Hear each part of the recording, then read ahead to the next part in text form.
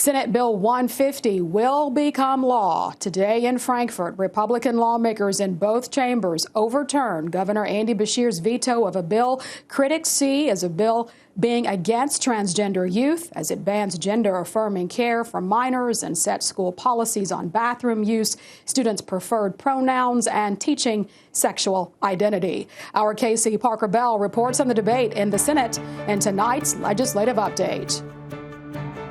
To say this is a bill protecting children is completely disingenuous. And to call this a parents' rights bill is an absolute despicable affront. Protesters outside the Senate chamber were heard while debate over Senate Bill 150 was underway.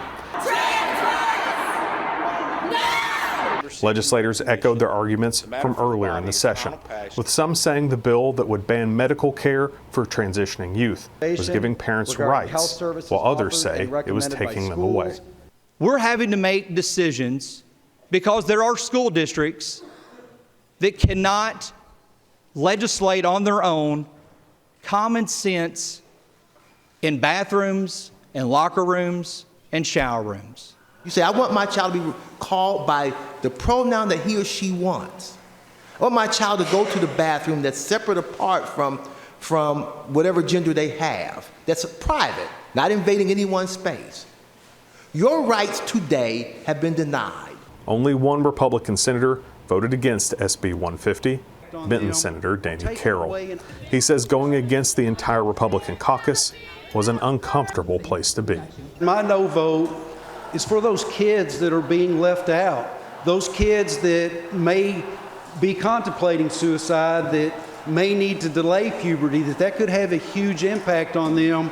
We're taking away an option that a family, that a doctor would have. We're not doctors, with the exception of a couple of us. We're not doctors. I trust them to make the right decisions when they're dealing with those kids in those specific instances. The Senate voted to override the governor's veto of SB 150 29-8. For Kentucky Edition, I'm Casey Parker Bell. After the Senate overrode the veto, the House finalized the new law to be, but not before fiery floor commentary from some House Democrats amid loud protests from the gallery. As we move forward, this body should not be legislating social issues. As we've heard other folks mention on the floor, this is a very similar reminder of the civil rights movement. People standing up for their rights and then have law enforcement to arrest them. That is not the way we should be spending money and what our law enforcement should be doing. We may not win today and we may not win tomorrow, but we will ultimately win. Trans people are not going anywhere, and neither are we. We stand in solidarity. You may all think this is over. Well, I've got news for you. We're just getting started. To the LGBTQ children listening, you are not broken. Your government is. I've heard supporters of this bill say that transgender people have mental illness. You're wrong. But if that's what you believe, what is your plan to help? All I see are attempts to deny them the help that their parents and their doctors, and most importantly, they themselves say they need. That is inhumane and cruel. I've also heard that no one in Kentucky with a modicum of expertise on this issue spoke in favor of this bill because they were scared. That's why we had all these out-of-state hucksters testifying for the bill, while hundreds of Kentuckians who opposed the bill were in the room, in the hallways, in our offices, in this gallery. The House overrode the governor's veto of Senate Bill 150 on a 76-23 vote. In a statement, the Fairness Campaign, which champions LGBTQ+ policies, calls this, quote, a temporary defeat.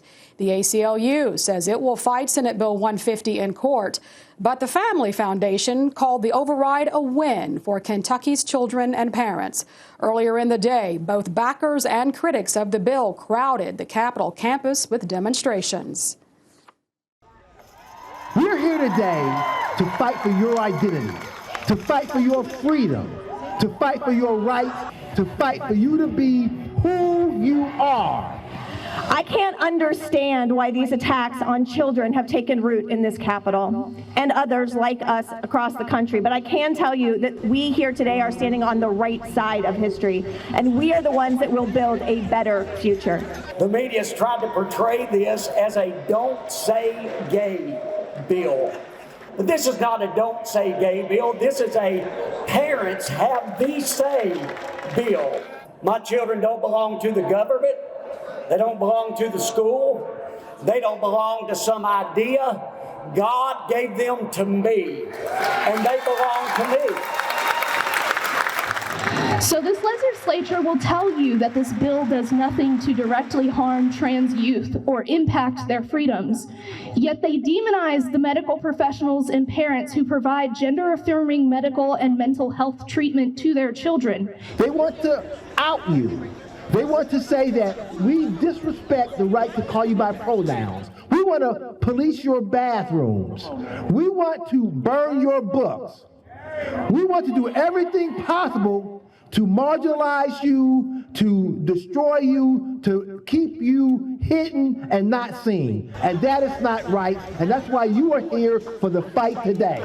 I understand that we want to take into consideration the mental and emotional state of transgender students. And I agree that we need to be careful, thoughtful, and sympathetic to them, as they are also vulnerable. I am not denying that they need and deserve love, support, and safety. But we also must restore the balance between protecting and safeguarding transgender students and their rights, while also safeguarding and protecting the rights of biological females, especially those who have endured assault. Our goal is to protect the kids of Kentucky. Our motivation is love. We love you.